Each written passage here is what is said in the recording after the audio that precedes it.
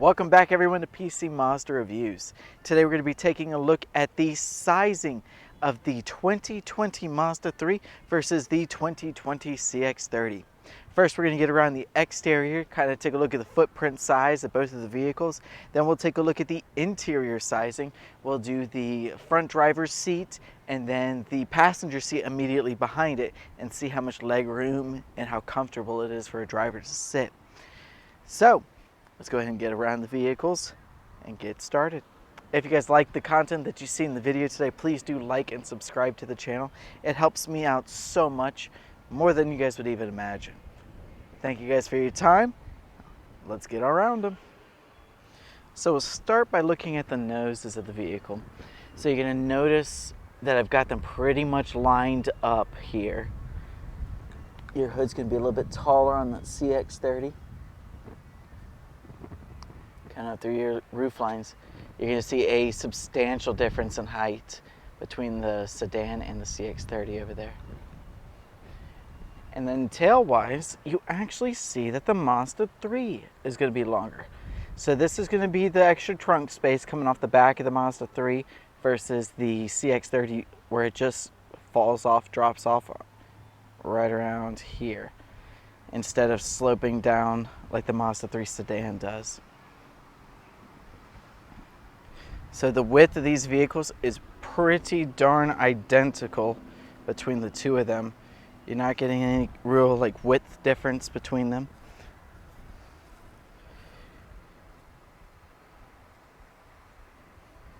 Sharp looking vehicles, both of them. This is the first generation of these vehicles. And this is going to be the new styling that the CX-5, the CX-9, the Mazda 6, everything's going to take in the next couple years.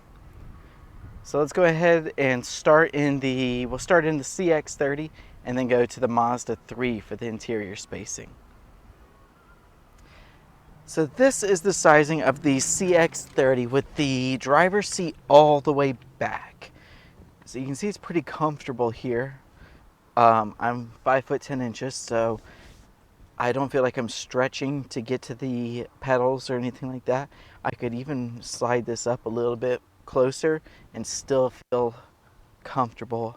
Like right here, I don't feel like I would mind sitting in this position for 3 hours, 4 hours, whatever the drive is going to take, a longer drive is going to take. So let's see how much further it'll take us. A good distance further. Oops.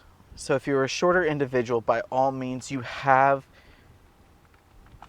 Now I've got to... I can't even get all the way. Oh, there we are. Okay, my knees are so far in the dash. So if you're a shorter individual, by all means, you've got the ability and the play and the sizing of this vehicle to be able to feel comfortable.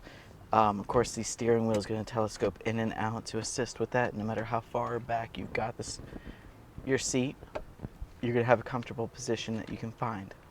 So let me slide this seat all the way back and we're going to take a look at the spacing in the back seat. So having a seat in the back, let's see how... So my knees are definitely in the back of the driver. I don't think I would be comfortable driving this way. Maybe a 10-15 minute drive. I wouldn't feel bad about sitting back here, but by no means would I be comfortable. I'd be rather upset with the driver if I was sitting back here for 3 hours. Yeah, it's just not a comfortable position, it being this far back. So let me slide it up to before where I said I felt comfortable and see how much room is back here.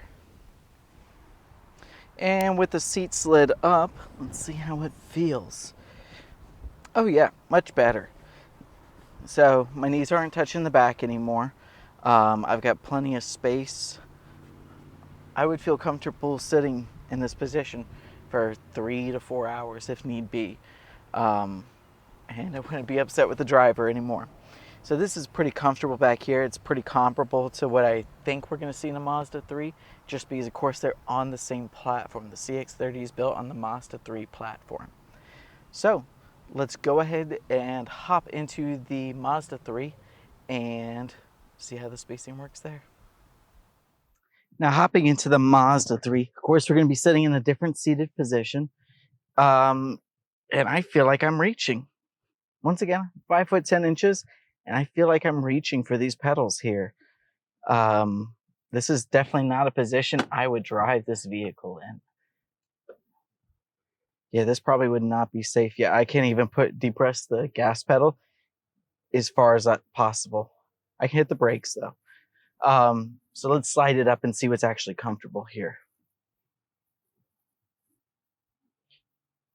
Gosh, you can move this seat so much further back than the CX-30. So if you were a taller individual, size-wise, you might like this driver's seat more than the CX-30.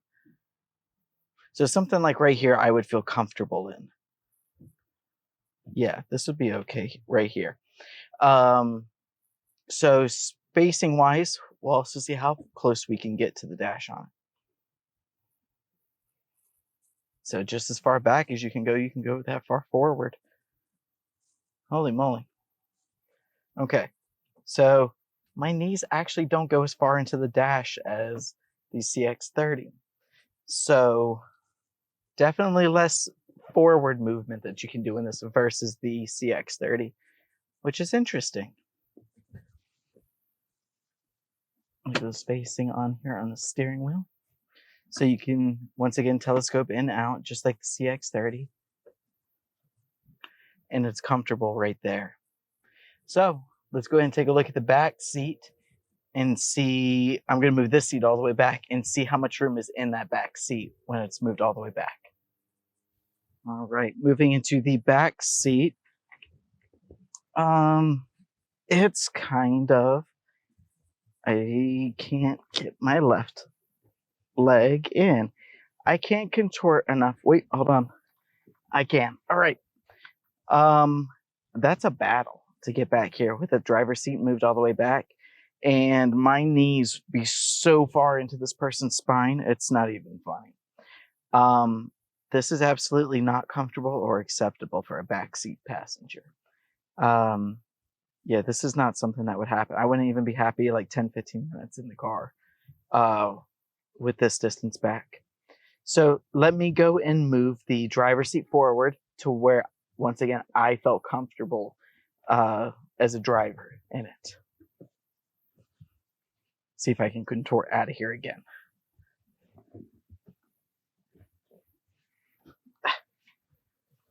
Now with that driver's seat moved forward, let's see what kind of room. I didn't have to fight to get back here. This is infinitely more comfortable. It's crazy how far back this driver's seat moves compared to the CX-30. I never imagined that it'd be that far. But yeah, at this point, this is comfortable. I'd be more than happy to sit in the back of this car like this for a trip. This is easy here. So, backseat space, definitely going to have more in the CX-30. Driver seat space, though, you may have more in this than the CX-30, just because this driver seat can move so far back for some reason. I figured it would have been the same track as the CX-30, but obviously it's not, which is really weird. So, if you need extra driver space, Mazda 3. Want extra backroom space? CX-30. Thank you guys so much for your time today. Please, if you have any questions, leave them down in the comment section below. Like and subscribe to the channel. You'll see all the new videos that are coming out. If you want to see any other comparisons size-wise between vehicles, or just a walk around and demonstration on one of the trim levels of the new cars. I'd love for you guys to take a look.